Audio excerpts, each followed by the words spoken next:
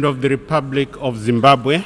This was President Mugabe in September, walking to the podium for what has now become his last address to the UN General Assembly as Zimbabwe's head of state. A physical unsteadiness that in retrospect appears to have foreshadowed his failing grip on power. A very simple one. Obviously, we take note of the announcement of the resignation, but the Secretary General encourages all Zimbabweans to maintain calm and restraint. This Secretary General and his predecessors have made clear that we expect all leaders to listen to their people. That is a cornerstone of every form of government and needs to be followed in every continent and in every nation. The United States government has urged free and fair elections and a respect for the rule of law, in which Zimbabweans are free to assemble peacefully and without due interference.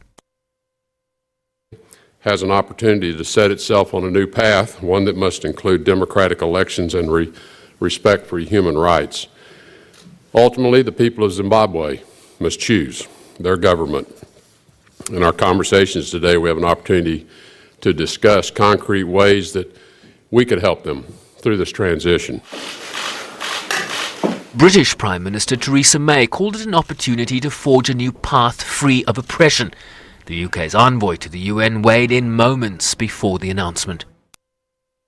So then clearly we would not regret that, but our thoughts are with the people of Zimbabwe, and our appeal to everyone involved is to stay calm and to keep a stable situation. Well, certainly the UK's view is that the best way to ensure stability and prosperity in any country in Africa is through democracy, and that involves free and fair elections regularly according to the constitution of each country. Former Vice President Emmerson Mnangagwa expected to be sworn in as president in the coming days.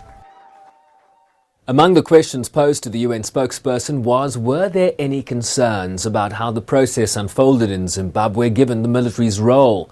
In response, a few words in support of the SADC process that was underway, but no comment on the interventions that got us to this point.